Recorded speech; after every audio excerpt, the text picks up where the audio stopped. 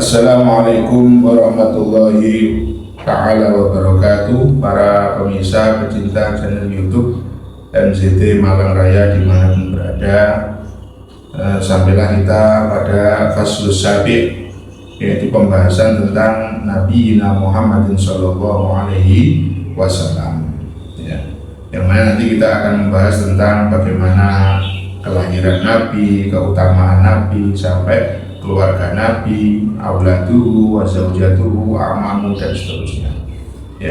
Qala Nazim rahimahullahu ta'ala khatimatun fi dzikri baqi wajibi mimma ala mukallafin min wajibi. Yaitu penutup daripada pembahasan ini, yaitu membahas tentang apa yang wajib bagi seorang mukallaf. Yang mana wajib bagi seorang mukallaf itu mengimani dan mempelajari tentang bagaimana Nabi kita Muhammad Sallallahu Alaihi Wasallam. Nabiyuna Muhammadun qad ursila lil alamin rahmatan wa fuddila. Nabi kita Sayyidina Muhammad Sallallahu Alaihi Wasallam telah diutus lil alamin.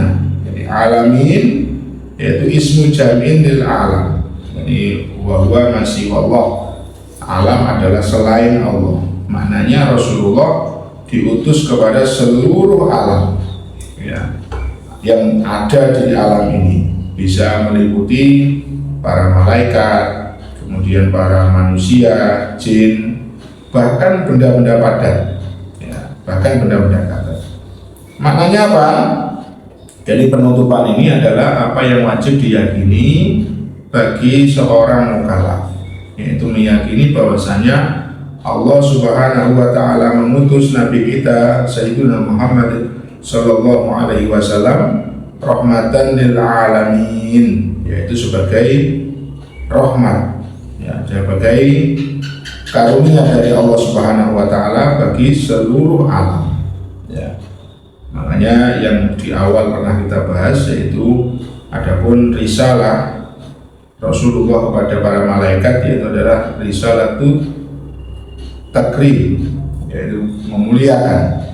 Kemudian risalah kepada para jin dan manusia adalah risalah taklif, yaitu memberikan kewajiban kepada mereka. Dan risalah kepada makhluk hidup, baik itu yang bernyawa maupun jamadat, adalah risalah ta'rif.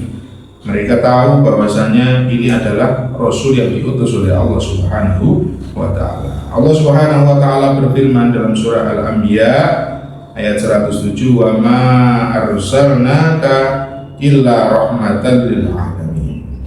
Dan aku tidak mengutusmu wahai Nabi Muhammad kecuali adalah rahmatan lil alamin. Ini dikuatkan dengan hadis Nabi Sallallahu Alaihi Wasallam. Beliau bersabda, ana rahmatun muhda. Aku adalah rahmat yang dihadiahkan oleh Allah Subhanahu wa ta'ala kepada kalian semua. Allah Subhanahu wa ta'ala mengkhususkan rahmat ini kepada orang-orang yang beriman. Diberikan karunia dan rahmat ini khususnya bagi orang yang mengerti, orang beriman. Kenapa? Karena mereka yang mengetahui betul-betul itu adalah nikmat dari Allah Subhanahu wa ta'ala, betul-betul nikmat kenabian yang diturunkan oleh Allah melalui Nabi Muhammad Sallallahu Alaihi Wasallam. Adapun orang-orang kafir, mereka tidak mengetahui bahwa itu adalah nikmat. Ada Abu Jahal, Abu Lahab, walaupun setiap hari bisa dikatakan melihat Nabi, bertemu Nabi, sering bertemu Nabi, tapi kenapa mereka tidak mendapatkan rahmat ini? Karena mereka tidak memandangnya sebagai nikmat dari Allah Subhanahu wa ta'ala, justru memandangnya sebagai perusuh, pengganggu daripada agama-agama mereka, sehingga walaupun diturunkan kepada mereka tidak dinamakan dengan rahmat untuk mereka. Walaupun semua alam mendapatkan rahmat daripada diutusnya Rasulullah Shallallahu Alaihi Wasallam, tapi untuk orang-orang kafir mereka tidak akan mendapatkan, karena justru mereka tidak meyakini bahwasanya ini hakikat nikmat dari Allah Subhanahu wa ta'ala. Adapun dalil yang mengatakan Rasulullah diutus kepada semua makhluk, Allah berfirman, wa ma arsalnaka illa kafatan linnas, kepada semuanya. Dalam firman lain Allah Subhanahu wa taala berfirman, qul ya ayyuhan nas inni rasulullah ilaikum jami'a.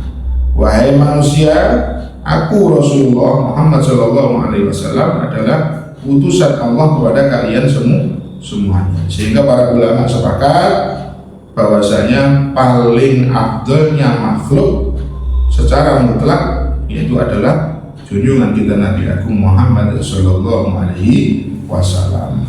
Banyak sekali ayat-ayat dalil yang menunjukkan bahwasanya Rasulullah adalah paling afdalnya makhluk di muka bumi.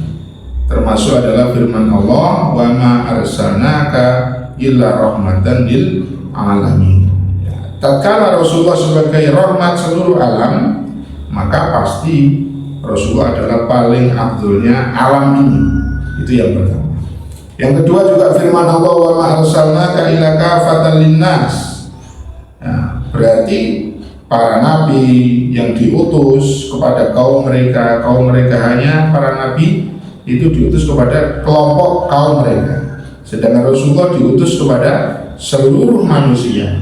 Ini menunjukkan bahwasanya Rasulullah SAW paling afdalnya makhluk di antara makhluk yang lain, termasuk daripada para nabi.